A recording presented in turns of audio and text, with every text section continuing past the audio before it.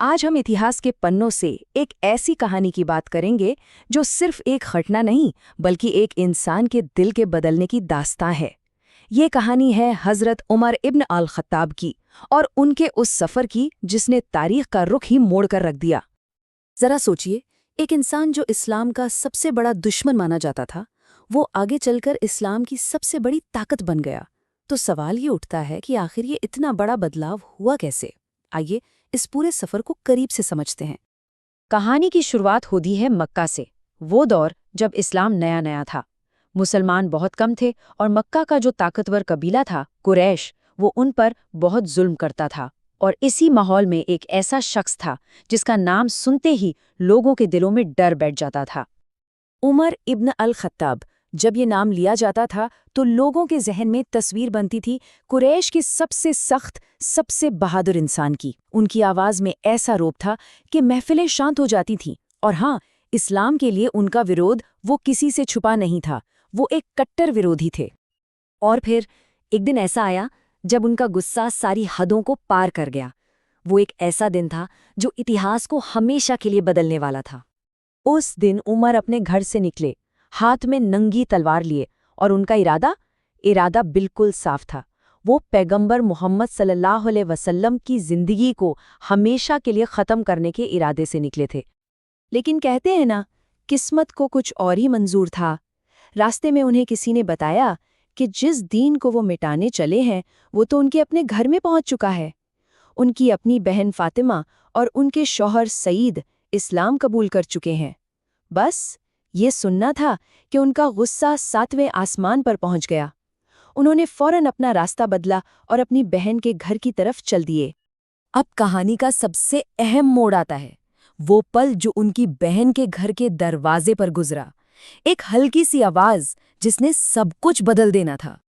جیسے ہی وہ دروازے پر پہنچے، انہیں اندر سے ایک بہت میٹھی اور اثردار آواز سنائی دی۔ یہ تلاوت کی آواز تھی، یعنی قرآن پڑھا جا رہا تھا۔ وہ سورۃ طٰہٰ کی آیتیں تھیں۔ اس آواز میں ایسا کچھ تھا کہ عمر، جو اسلام کے اتنے بڑے دشمن تھے، ان کے قدم وہیں کے وہیں رک گئے۔ لیکن ان کا غصہ اس آواز پر حاوی ہو گیا۔ انہوں نے زور زور سے دروازہ پیٹا اور پھر اسے توڑ کر اندر گھس گئے۔ غصے میں انہوں نے اپنی بہن پر بھی ہاتھ اٹھا دیا۔ سوچئے، ایک طرف یہ ظاہری غصہ اور دوسری طرف وہ روحانی بدلاؤ جو بس ہونے ہی والا تھا۔ اور بس یہیں پر کہانی اپنے سب سے اونچے مقام پر پہنچتی ہے، جہاں عمر کا وہ زبردست غصہ ایک بہت گہرے سکون میں بدلنے والا تھا۔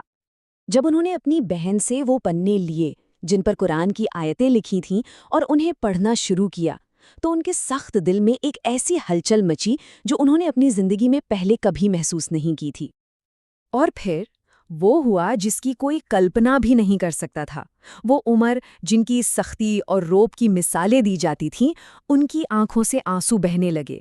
یہ آنسو ان کے اندر ہو رہے ایک بہت بڑے بدلاؤ کا ثبوت تھے۔ اور آخر کار وہ پتھر جیسا دل موم کی طرح پگھل گیا۔ نفرت اور غصے کی جگہ اللہ کے کلام کی خوبصورتی اور سچائی نے لے لی تھی۔ اور پھر ان کے منہ سے جو الفاظ نکلے، انہوں نے سب کچھ صاف کر دیا۔ انہوں نے کہا، یہ کسی انسان کا کلام ہو ہی نہیں سکتا، مجھے محمد صلی اللہ علیہ وسلم کے پاس لے چلو۔ یہ ان کا اقرار تھا، ان کا سرنڈر تھا۔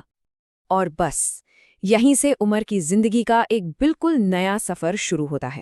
وہ اسی تلوار کے ساتھ پیغمبر صلی اللہ علیہ وسلم کی محفل میں پہنچے، لیکن اس بار دشمن بن کے نہیں بلکہ دوست اور ساتھی بن کے۔ ذرا اس فرق کو دیکھیے، ان کے آنے سے پہلے کیا تھا؟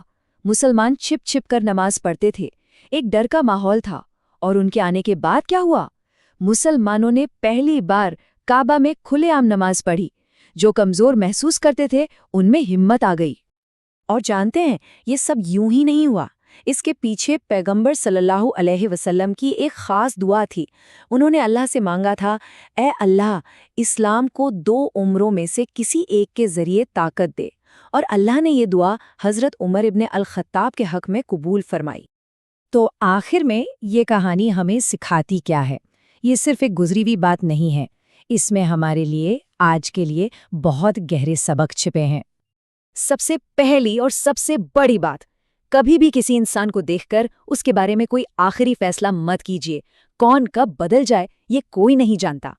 ہدایت دینا یعنی صحیح راستہ دکھانا، وہ صرف اور صرف اللہ کے ہاتھ میں ہے۔ جو انسان آج آپ کو سب سے دور نظر آتا ہے، ہو سکتا ہے کل وہی سب سے قریبی اور سب سے مضبوط ساتھی بن جائے۔ اور یہ کہانی ہمیں اسی ایک بڑے سوال کے ساتھ چھوڑ جاتی ہے۔